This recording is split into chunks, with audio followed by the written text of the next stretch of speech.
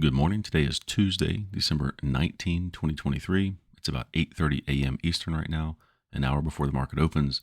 And here are the 6 levels that have been calculated to trade against today. The vertical dotted line is where the spiders or the SPY closed yesterday, Monday, December 18. And everything after that vertical line will be today's activities in the spiders. And after the market closes today, we'll check back to see how the spiders reacted off these levels and discuss the trades that were entered based on these numbers. Currently, in the pre-market, the spiders are hanging out right around this 472.96 level, as you can see up here. And now the market has closed for the day. Again, today is Tuesday, December 19. Everything after the vertical dotted line is Tuesday's activity in the spiders. And the levels identified in the spiders are the basis for activating trades in the E-mini futures, or the ES. So much like yesterday, the spiders came into 2 of our levels and produced trades, but there really wasn't a lot of action with these trades. Here's how they played out. So here are the 2 levels that the spiders came into. The first trade was set to buy E-mini contracts if the spiders came back down into 473.01. You'll notice I've already applied the 5-cent buffer to this first level.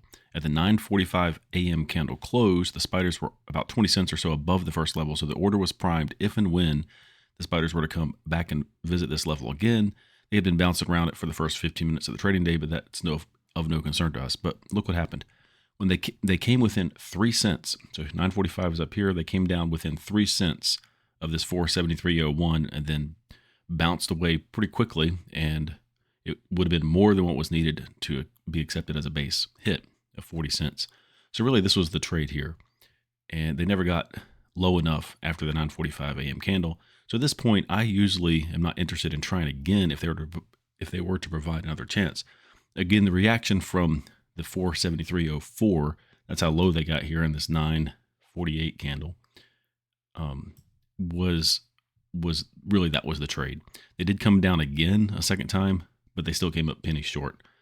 So net, there was really no trade entered here. There couldn't have been based on the rules.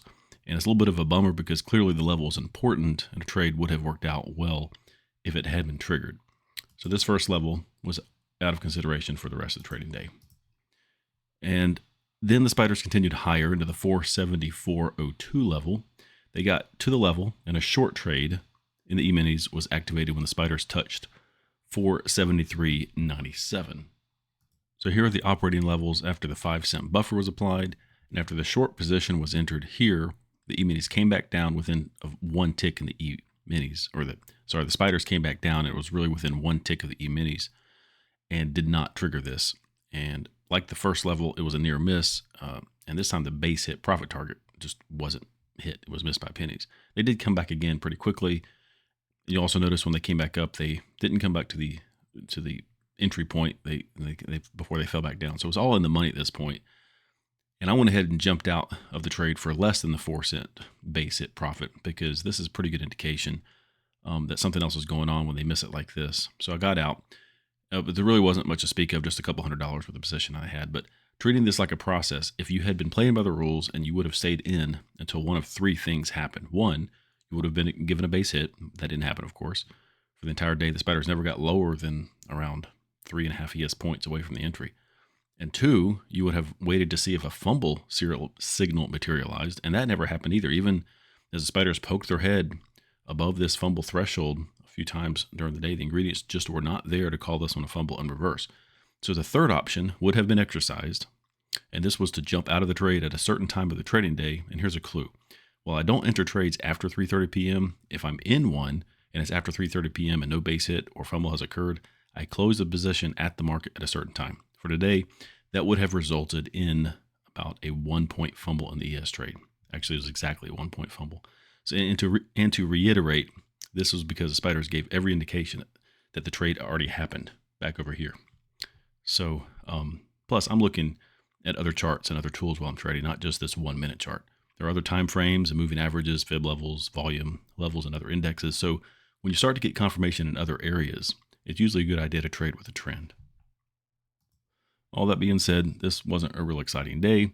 I'm glad I jumped out with just a couple points and a couple $100, but the rules are the rules. So for the purposes of inputting this trade into this tracking log, I'm calling it like it was, a 1-point fumble at the end of the day time limit. So that's all I have for today.